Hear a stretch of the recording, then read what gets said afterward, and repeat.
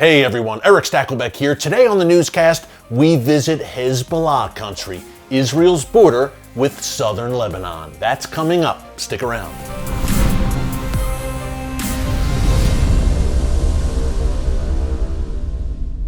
Hey folks, Erick Stakelbeck here. Welcome to the Watchman newscast. A big week for Israel. Thursday, May 14th marks the 2-year anniversary of the grand opening of the U.S. Embassy in Jerusalem. Now, I was there that day for this historic moment in history. It's a day I will never forget. We'll talk about it more on the Thursday, May 14th anniversary edition of the Watchman newscast. Up first, today, we are heading to a place that many call Hezbollah land. I'm talking about Israel's border with southern Lebanon, where Hezbollah lives and breathes. Now, we've been talking about that region frequently here on the Watchman newscast and the Watchman TV show. It's a place I visit often, and there's a reason for that, folks, because there is a major conflict coming in that area. I'm talking to Israel's north, in southern Lebanon, and in Syria, the Golan Heights region,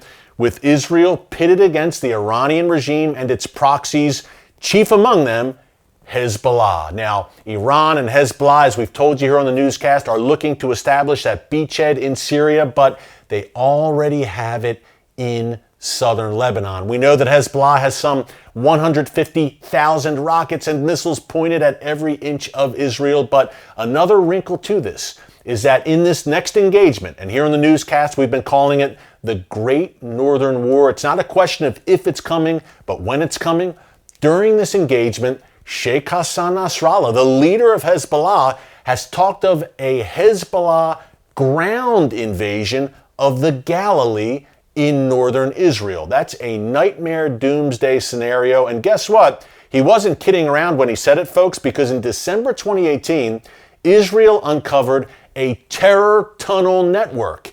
Tunnels dug by Hezbollah underneath the border, going from Lebanon into northern Israel, into Israeli communities like Metula, which is a beautiful town, really the northernmost point of Israel's border with Lebanon. Well, a few months ago, shortly after those tunnels were uncovered and destroyed, those Hezbollah terror tunnels destroyed by the Israel Defense Forces, I visited the scene of the crime where the tunnels were in Metula, right across the border from where Hezbollah again lives and breathes. And I was joined by my good friend Elliot Chodoff. He's a reserve major in the Israel Defense Forces and a leading strategic and military affairs analyst.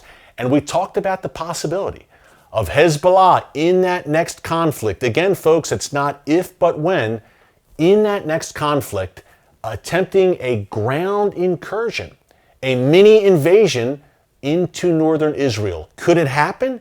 And how would the Israel Defense Forces react? This clip is from our Watchman TV show. Now, here on the newscast, you see us here in studio a lot, but on the TV show, we are getting on the ground, Lebanon border, Syria border, Gaza border, Jordan, Iraq, Europe, and beyond. And as soon as international travel starts back up, we'll be back up in the air, heading back to the Middle East. Here's a taste of what you can see on our Watchman television show from the Israel-Lebanon border, Hezbollah country. Take a look.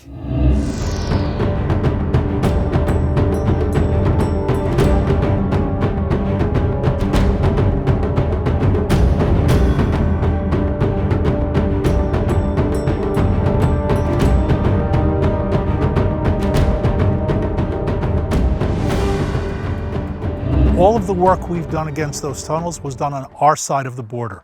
We never had to physically cross into the Lebanese side. And that was a big conversation, right, Elliot, in December 2018 when these tunnels were uncovered officially. Right. Will the IDF have to go into Lebanon? And that could really spark a big conflict. When the operation began, it wasn't known what Hezbollah would do in response. In other words, forces were put on alert, forces were moved north just in case. The border was kept quiet, and they kept it quiet, and frankly, I'm not surprised, because I think that while this was a setback for them, they know that the next round is going to be the last one. Yeah, for them, for Hezbollah, this is it. Yeah. Right. And Iran knows it. So they're not going to, let's say, they're not going to launch before they're ready to launch. Yeah. If we set them back a little bit, we set them back.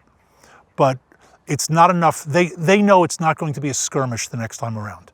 That was the mistake they made in 2006. It's going to be a full-fledged and we're not going to let it happen a second. Israel won't hold back this time, nor should they. They shouldn't have done it the last time.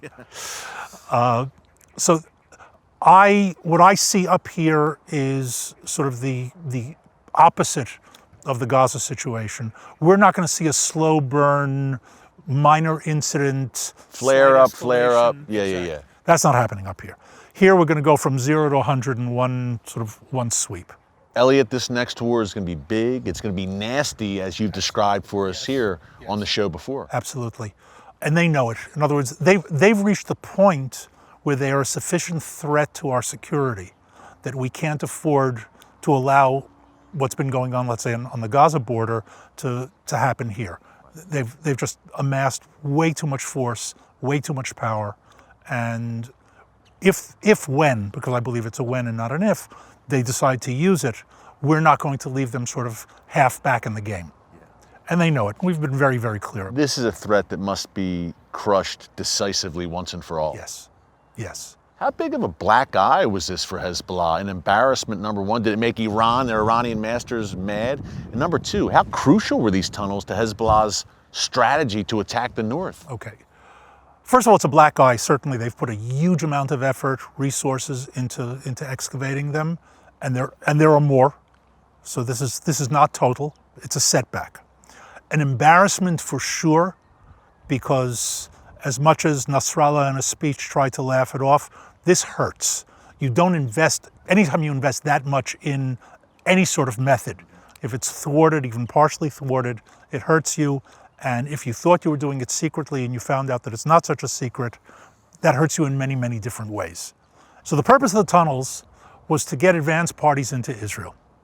Small units, say dozens for our purposes, maybe even less than that, to get in and grab key tactical areas, whether it's a high point, an observation point, an intersection, a road, in order to block off an area, prevent Israeli forces from getting into that area, and allow those assault companies to cross over above ground. So you'd have above ground and below ground. Coming up first below and then coming in from above. If they take ground that happens to be a populated area and they kill 200, 300, 400, 500 civilians and then get wiped out, that's a victory for them. Wow, they kill civilians, they plant the Hezbollah flag on Israeli soil. Take the selfie.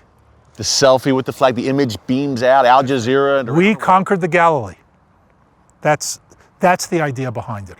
What you're describing is not a bunch of ragtag terrorists in caves, which is the image I think sometimes people at home have. This is a well-equipped, well-trained terrorist army. Uniformed, equipped, organized as an army in companies, battalions, brigades, with a command structure, logistics, communications, intelligence, everything that an army has. Highly motivated, well-trained by Iran, combat experience in Syria, a threat. Now, a threat to overrun Israel? No. But a threat to cause a great deal of damage and kill lots of civilians in the process and make the fight against them a serious fight. Yes, that's what they are. Thanks again to our good friend Elliot Chodoff. Folks, when you stand in a beautiful town in northern Israel like Metula and you look out across the border into southern Lebanon, it looks so peaceful and serene, yet Hezbollah is there. And they are watching and they are staring back at you, I can guarantee. So it was great to be there with Elliot Chodoff and to bring you that kind of on-the-ground perspective that you're not seeing in many other places. That was, again, a clip from our Watchman television show. If you love the newscast here on YouTube every Tuesday and Thursday, you will love our Watchman TV show. It's 30 minutes long every Friday night on TBN, the world's largest Christian television network, 10:30 p.m. Eastern Friday nights. Then Sunday nights, 12:30 a.m. Eastern Time on the Fox Business Network. That's if you live here in the United States, but you can also catch clips from the show right here on our YouTube channel. So be sure to subscribe and click that notification button so you get alerts every time a new video is posted right here to YouTube on our Watchman News channel. Remember, the newscast every Tuesday and Thursday, and then we have the TV show and some special updates coming to you as well. Speaking of updates, we've been offering you this great discount with Ahava, the world leader in Dead Sea skin products. It was a Mother's Day special. Mother's Day is now done. Hope you had a great one.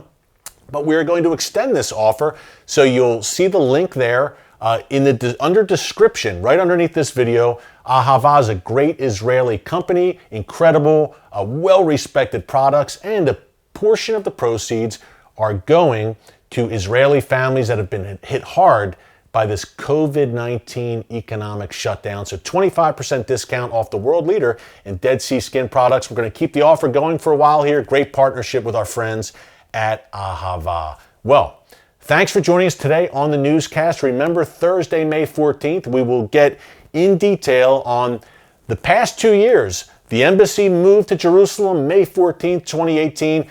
What has transpired over the past 2 years? The liberal media said the world was on fire, the world was going to end when the embassy moved. That didn't happen. As a matter of fact, great things have been happening in the U.S.-Israel relationship. So we're going to talk about that Thursday, May 14th. Until then, thanks for joining us today. God bless you, and remember, never hold your peace.